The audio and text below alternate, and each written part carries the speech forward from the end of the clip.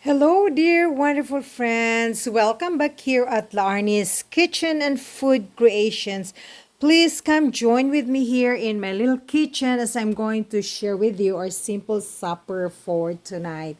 So, what are the very basic ingredients that we have? So, I have here tomatoes, lots and lots of ginger, some white cooking onions, and also this green onions or the scallion, what we call it, sibuyas dahon.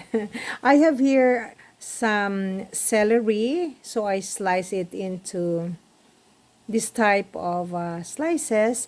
And then I have here my homemade, so I made this chicken dumplings. So this chicken dumplings, I use the wonton wrapper, and the inside meat is chicken. I added some eggs, salt and pepper, and some garlic powder. And I use the grounded chicken meat, like it's lean grounded chicken, and so a little bit of flour to bind. Okay, so this is very very easy. When I made this, I wasn't able to get some videos because I was in a rush doing it, but these are our chicken dumplings. So this is like 1 pound or half a kilo. And then I have here my bok choy or pet chai, baby bok choy. Now for our savoring enhancer, I'm going to use chicken powder broth and just black pepper.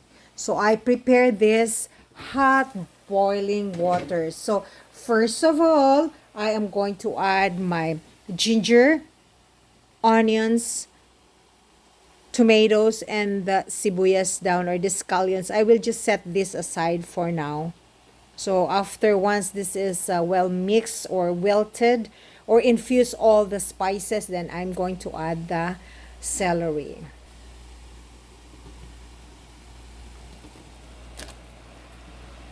Remember friends that cooking and baking, they always make fun and easy here at my little kitchen.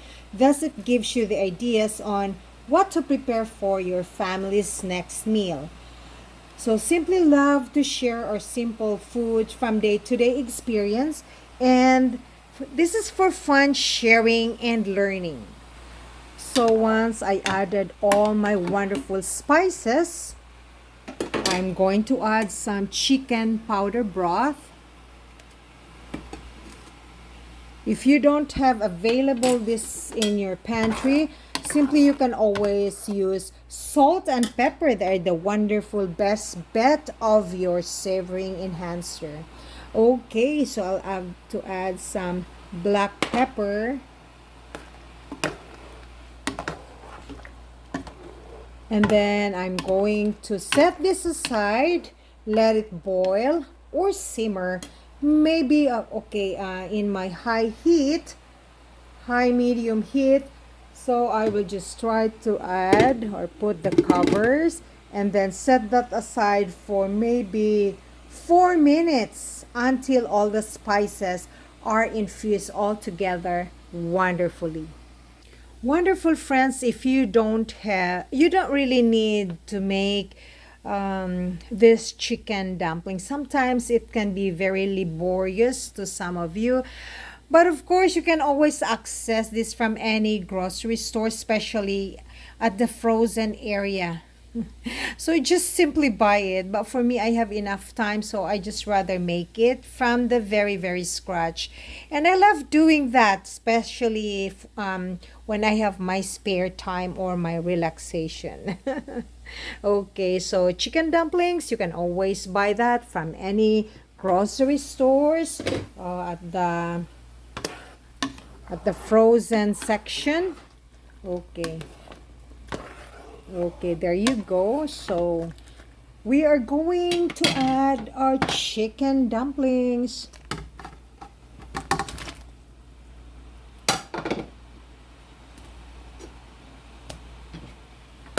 Okay, there you go. So I'm going to cook this maybe for 5 minutes. And then I will also add the celery. You can add some broccoli, some zucchini, or some carrots. of your choice. Veggies are very unlimited, and you have the choice of your favorite veggies, and you can also add some red or green peppers. So I'll have to cover and set that aside for 5 minutes. So wonderful friends, for our fruits after we eat, so this will serve as our dessert or fruit. This is pomegranate.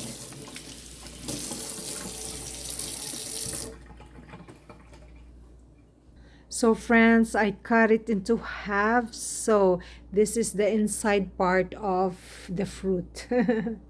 This is very delicious type of fruit.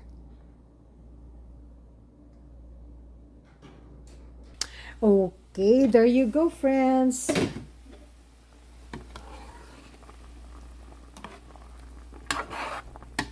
So this is quite done.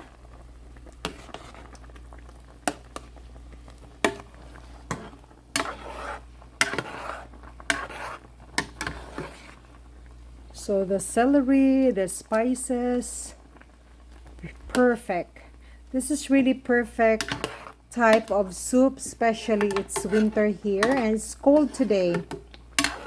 Okay, the last but not the least ingredient that we have is our pet choy or our baby bok choy.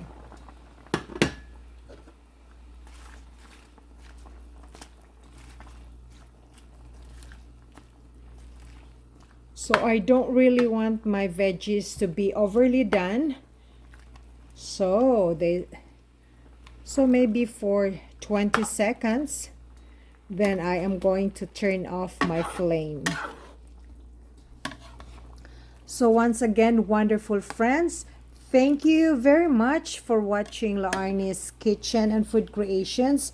So this is our chicken dumpling soup for today's supper.